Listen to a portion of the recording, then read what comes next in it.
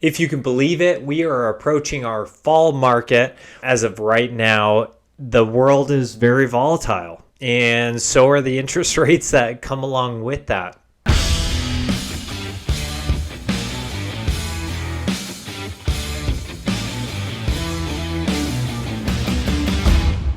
We went from a historic low of, say, 2.25%, and now we're up to 7.5%. Now, I'm sure that everybody has their mom and dad or grandpa say, well, when I bought my house, I bought at 13%, and it was a killer deal. Well, what's tough, though, is for the younger generation is that we've never been exposed to rates like these before. And a sustainable market is right about 6%. So we're higher than the sustainable market, and the rates are high. Now, what's really tough to say, and I hear a lot of people say it, is that, date the rate, marry the house. Well, that's all fine and dandy, but you're assuming that the rate is going to get better. And while the likelihood of the rate is going to get better in the next year and a half, especially with it being a political year, there's no guarantee that that's going to be the case. So you can't plan for a refinance a year down the road if you're just speculating that the rates are going to drop a considerable amount. Right now, we've got a lot of people that are paying 2 to 3% interest rates. The hope is that a lot of people that are in those lower interest rates sell their homes so that potential new buyers can buy those homes. The problem is you don't want to swap off a 3% interest rate for a 7.5% interest rate. You're essentially paying $900 a month more in your mortgage for the exact same level of home. So why would you do that? A lot of people want to either upsize, downsize, move geographically due to kids or job or death. So there's always going to be people that are moving. Now with the rates, they're hesitant to move because they don't want to give up that rate. So what we're seeing is we're seeing a very confined inventory amount. We've got 380 homes on the market right now here in Billings. That's about 2/3 of where we should be during the fall season.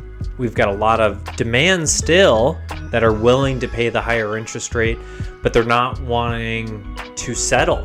And right now we're seeing a lot of the buyers be very picky, and rightfully so, because they don't have to purchase unless it makes total sense. Now, a question that I get all the time is the housing market going to crash? And in my opinion, I don't think it is. And there's a couple reasons as to why I don't think it is. 2008 was a completely different market. Lenders were overestimating what borrowers could afford, and they were lending on that in a predatory way. Now, at that time, there was a lot of inventory to choose from, and people were maximizing what they could lend on and overreaching for themselves. Now, the current situation that we're in right now with the higher interest rate, lenders are more cautious, so they're not over lending per se. They are being extremely conservative because if things hit the fan, they are investing in that property and they want to make sure that they're going to be paid on that property. In addition to that, our inventory is extremely low, and we just don't have enough supply for the demand that's out there. There's more days on market for the current inventory on some homes. Some homes, we're still seeing multiple offers, and that's keeping the price elevated. So if you've got 5 people bidding for the same house because that house is competitively priced, it's going to drive up the price. I don't think it's going to crash because when we are restricted in the inventory, that doesn't give home prices anywhere to go. The bottom of the shelf doesn't fall out due to lack of inventory. It falls out because we have more supply than we have demand, and right now that's just not the case. Billings and the surrounding areas is still a destination for people to move to, and I don't think that's going to change anytime soon. Now, if we get into a position where interest rates dip into the 5s, it's going to be 2021 all over again, and those prices are going to skyrocket.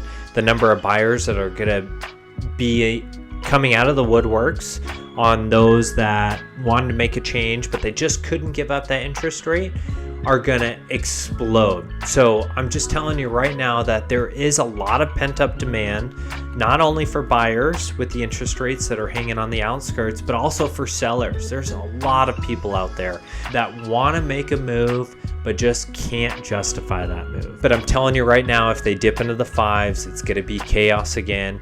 So do note that for the home buyer right now, there's a couple things that I want to convey. Number one is that when you're buying a house right now, you're not competing with as many people, meaning that you have a higher likelihood to negotiate from the seller, closing costs, repairs, improvements, etc. When it dips down into the fives, we're going to see an influx of people, meaning that the negotiation power is going to be taken off the table.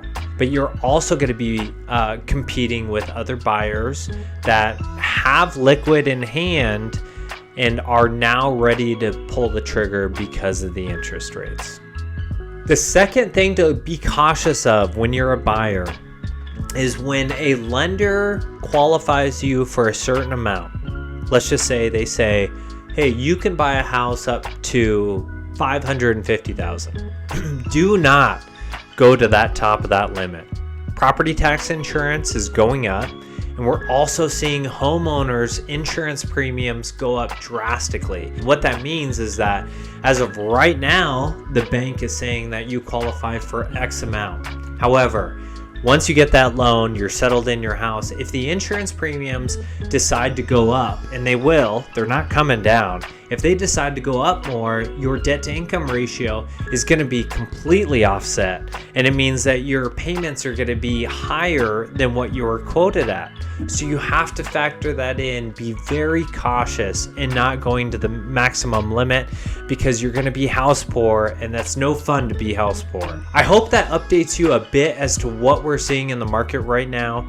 Real estate has become a lot tougher. We've seen a lot of agents exit the marketplace because, it wasn't as easy as just putting a sign in the yard. If you need somebody that is in the trenches on a day-to-day basis, I'm always here for you. Even if you need to chat, let me advise you in the best case scenario. I'm not going to sugarcoat anything, but that also provides, some transparency in the marketplace today, and I'll help you position whether you're buying or selling on the pros and cons in today's market. Thank you so much for watching. I hope you found value in that, and I hope you have a great day.